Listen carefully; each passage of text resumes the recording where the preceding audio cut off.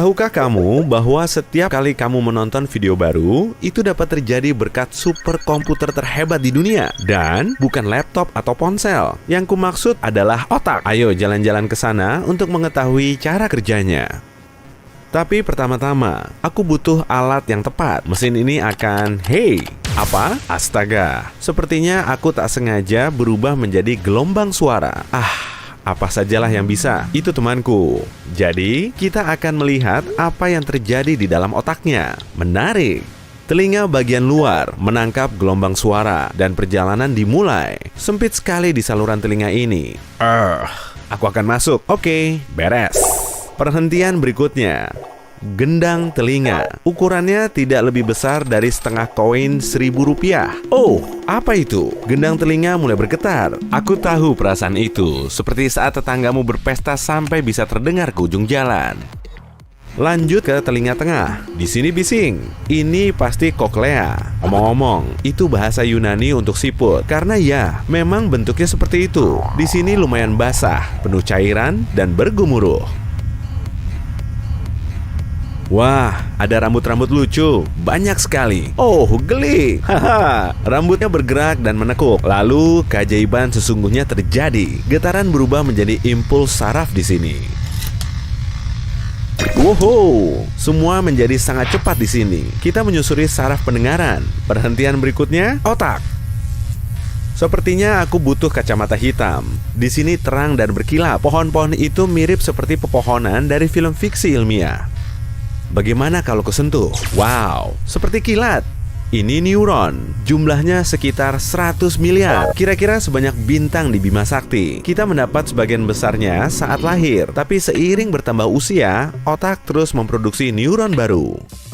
Wow, terang sekali. Dan lagi, neuron mengirim kira-kira 5 hingga 50 pesan setiap detik. Kita bahas lagi nanti. Masih banyak tempat yang harus kita tuju. Ada ratusan kelompok neuron dan 3 kelas utama.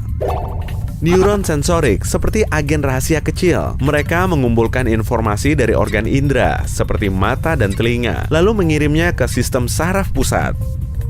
Yang ini neuron motorik. Mereka adalah bos besar di tubuh kita. Mereka mendapatkan informasi dari neuron lain dan mengirimnya ke otot, organ, dan kelenjar. Jadi, pada dasarnya, mereka mengendalikanmu. Sisanya adalah interneuron. Mereka mengumpulkan dan menerima informasi dari neuron lain. Aktivitas ini tidak pernah berakhir, seperti pabrik kimia besar. Neuron bekerja sangat keras sehingga menghasilkan energi yang cukup untuk menyalakan lampu LED tegangan rendah. Mari kita coba. Yeay, berhasil. Kecepatan di sini gila, sampai 400 km per jam, seperti mobil sport.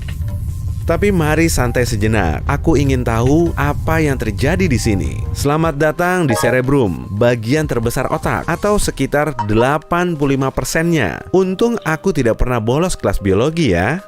Lapisan luar cerebrum terbuat dari substansi abu-abu. Sisanya adalah intinya, yang terbuat dari substansi putih. Apa itu penting? Tentu, cerebrum menerjemahkan penglihatan, pendengaran, pengecapan, penciuman, dan peraba. Kamu bisa merasakan emosi berbeda dan belajar hal baru berkat itu. Tahukah kamu kalau otak punya kapasitas penyimpanan tak terbatas? Ternyata itu fungsi lipatan dan lekukan di sini.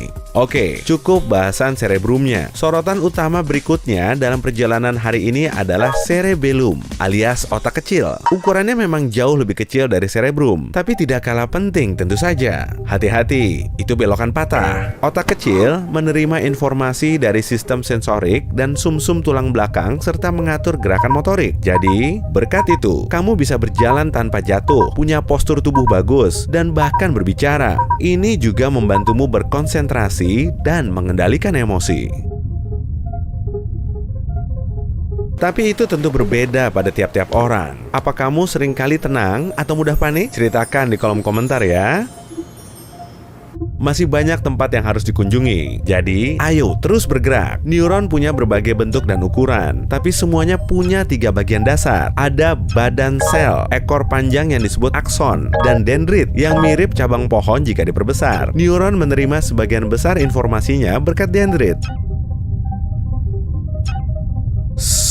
Mari tunggu di sini. Kita tonton pertunjukan menakjubkan. Transmisi informasi sedang berlangsung.